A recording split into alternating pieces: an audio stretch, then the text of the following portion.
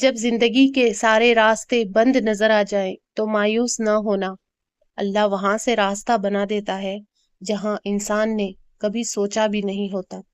یا اللہ، ہمارے لیے وہاں سے آسانی کے راستے کھول جہاں ہماری سوچ بھی نہ پہنچ سکے، آمین۔ عزت سب کی کرو، یہ تمہاری تربیت ہے۔ اعتبار کسی کا مت کرو، یہ دنیا کی حقیقت ہے کہ لوگ چہرے پر فرشتے اور پیٹھ پیچھے شیطان ہوتے ہیں۔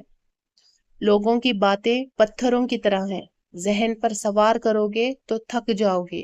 انہیں قدموں کے نیچے رکھو تاکہ بلندی کے سفر کی شروعات کرو۔ اللہ تعالیٰ کو بتایا کرو کہ آج دل کیوں بوجھل ہے، آنکھیں کس بات پر نم ہیں، اور مسکراہٹ کے پیچھے کون سا درد چھپا ہے۔ حالانکہ وہ سب جانتا ہے، مگر بندے کا اپنے رب سے بات کرنا شکایت نہیں، عبادت ہے۔ اللہ کو بتایا کرے اپنے خواب، اپنی خواہشیں، اپنے ڈر، اپنی کمزوریاں اور وہ باتیں بھی جو کسی اور سے کہنے کی ہمت نہیں ہوتی۔ عبادت کرتے ہو مگر لوگوں کو تکلیف بھی دیتے ہو، صدقہ کرتے ہو مگر احسان جتلاتے ہو۔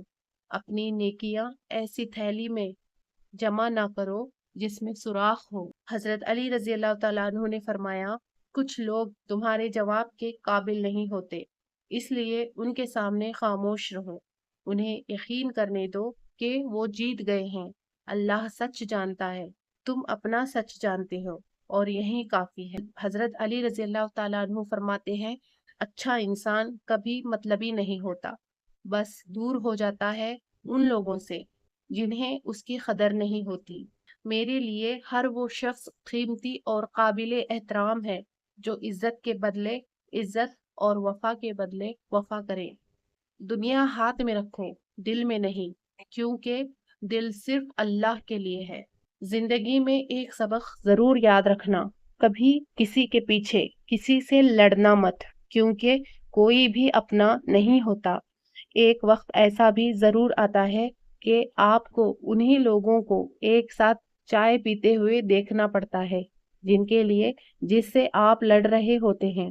وہی شخص غداری کر جاتا ہے جس کے لیے آپ لڑتے ہیں۔ انسان کی پہچان، انسان کی خوبصورتی اس کے چہرے میں نہیں بلکہ اس کی گفتگو اور اخلاق میں ہوتی ہے۔ چہرہ وقت کے ساتھ بدل جاتا ہے مگر اچھا اخلاق ہمیشہ دلوں میں زندہ رہتا ہے۔ حضرت عائشہ رضی اللہ تعالی عنہا سے روایت ہے کہ نبی کریم صلی اللہ علیہ وآلہ وسلم جب اپنے بستر پر آرام فرماتے تو آپ صلی اللہ علیہ وآلہ وسلم رات کو اپنے دونوں ہاتھ اکٹھے کرتے، پھر سورۃ الاخلاص اور سورۃ الفلق اور سورۃ الناس پڑھ کر ہاتھوں پر پھونکتے، پھر جہاں تک ممکن ہوتا اپنے جسم پر پھیر لیتے۔ آپ صلی اللہ علیہ وسلم اپنے سر، چہرے اور اپنے جسم کے اگلے حصے سے ابتدا کرتے، اور آپ صلی اللہ علیہ وسلم 3 مرتبہ ایسا کرتے۔ اگر دل اجازت دے تو یہ معلومات ضرور شیئر کریں۔ اللہ جب نوازنے پر آتا ہے تو نہ تو کسی کے جادو ٹونے چلتے ہیں اور نہ چالیں چلتے ہیں، سب اللہ کے سپرد کر دیں اور دعا کرتے رہیں، پر امید رہیں، اور یہ سوچنا چھوڑ دیں کہ کب ہوگا، کیسے ہوگا۔ جب سب اللہ کے سپرد کر دیا تو یقین رکھیں وہ بہترین سے بہترین نوازے گا انشاءاللہ۔